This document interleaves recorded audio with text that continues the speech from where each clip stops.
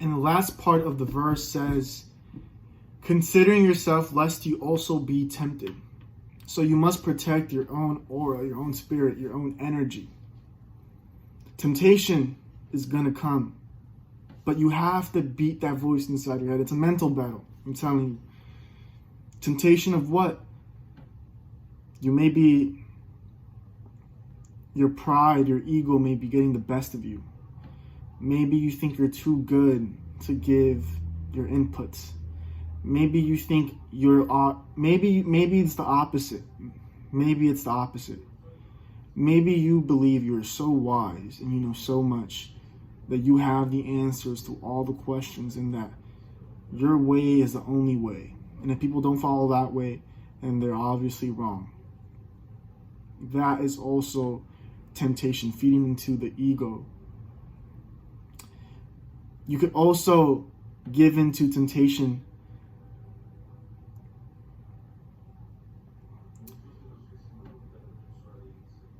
It's also easy to give into temptation when you hear the problems of other people. You easily get influenced. I shared this lesson with you guys in another video that we are beings of influence. So you have to guard your energy. You don't want to give into those temptations. Now, this concludes the very first part of the verse. It just lets us know that we have a responsibility in helping others as great individuals. If you want to be great ourselves, we can't just focus on ourselves. We have to give value to society, to our community. That's what great individuals do.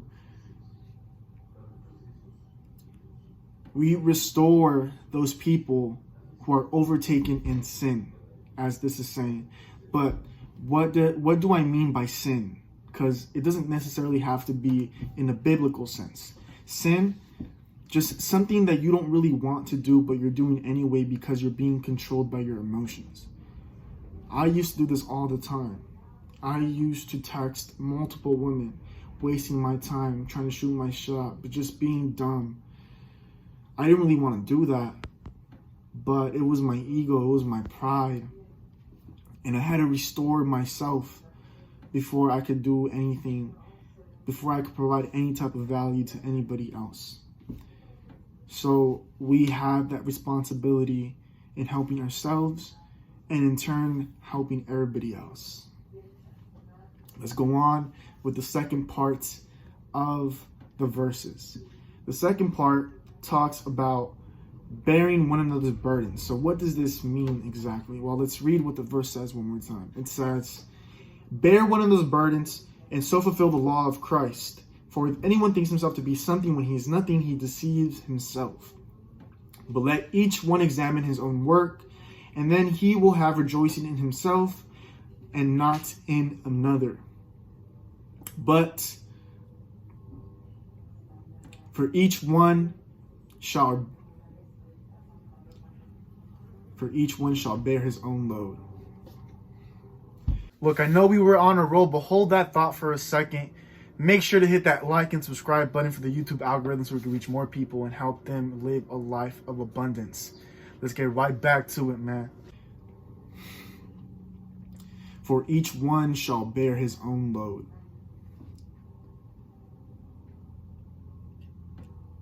So this talks about the law of Christ, and some of us aren't familiar with this, all right? So I'm going to define this. The law of Christ, and again, you don't have to be religious. It's just, these are just some teachings, okay? So just take the religion context out of it. Take the religion context out of it and just see it for what it is, as a lesson. So this is the law of Christ. The law of Christ is as such. This is the law of Christ. It comes up in John. It comes up in John 13. It comes up in John 13 verses 33. It comes up in John 13 verses 34 through 35, and it says, and it reads the following: a new commandment I give to you, that you love one another as I have loved you, that you also love one another. By this will By this all will know that you are my disciples, if you have love for one another. What a simple law, but it's a powerful law. And if you start to think about it and you apply it to your day-to-day life, you not only love yourself, but you love your neighbor, you love your brother, you love your sister, your father, your mother, the people across the globe. You love them all equally. This is very powerful. When you apply it to your life, you start to see the changes immediately, because you start to treat people differently. You realize that there really is no reason to have any animosity towards the world, towards our community, because we're only doing a disservice to ourselves. We're only doing a disservice to ourselves.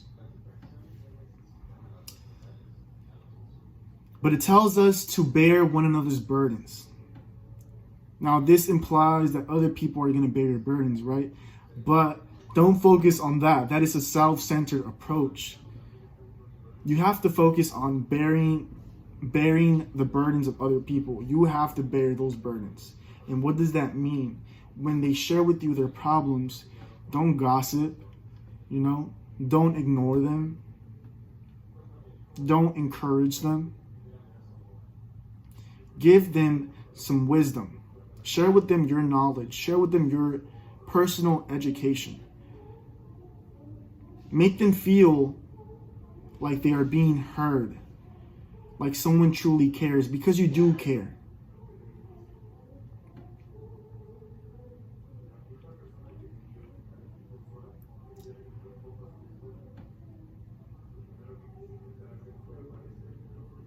You see, if we're self-centered, we will never be great individuals. A great individual does not care about himself.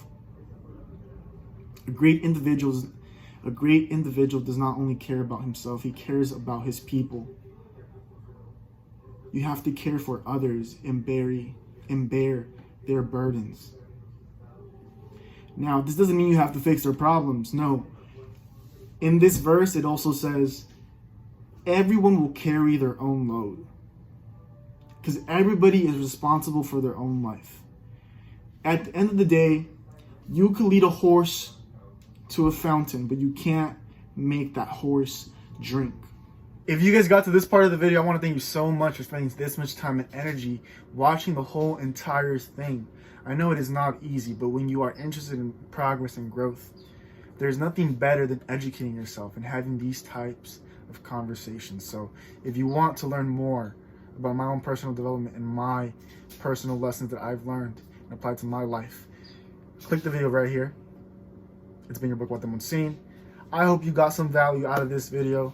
I hope you took some notes, as always.